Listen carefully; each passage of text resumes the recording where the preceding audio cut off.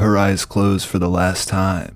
I brushed my fingers through her hair, sobbing as my only daughter succumbs to the vicious cancer she fought so hard against. My mother pulls me aside, trying to console me with a loving embrace, but all I could feel was the coldness in my heart. The funeral passed, and I said my final goodbyes. My life at home was never the same.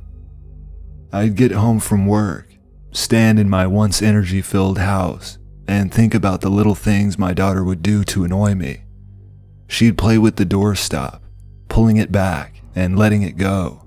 She used it as an instrument, always creating a melody that mimicked her favorite cartoon themes. I smiled as I reminisced.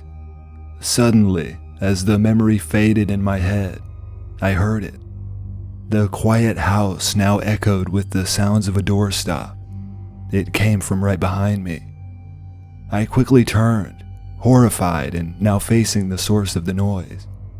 There was no one there, but the doorstop was moving on its own.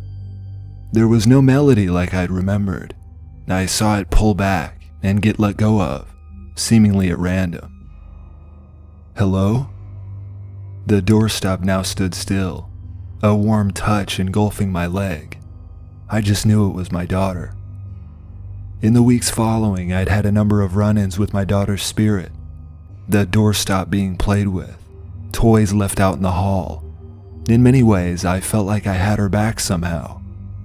I'd gotten over the fear of the paranormal, but something in the back of my mind just told me things weren't right. One night I walked in the door after my long shift at work.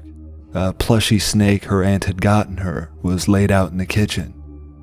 "I thought you hated this thing," I said, picking up the stuffed animal.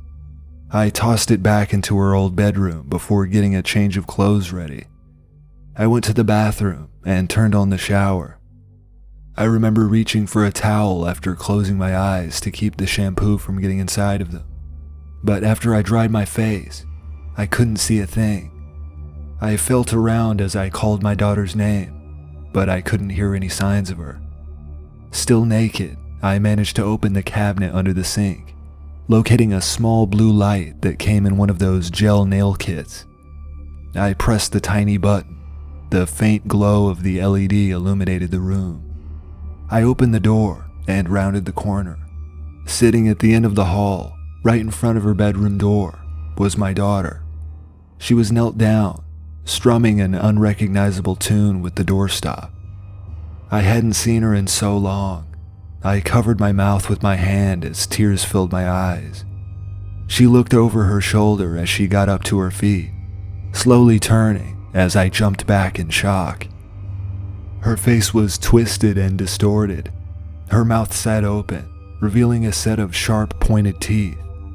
I froze in shock, the reality of the situation becoming apparent as she took the first step towards me. I hadn't been blessed by the spirit of my daughter at all. I'd been tricked by a demon.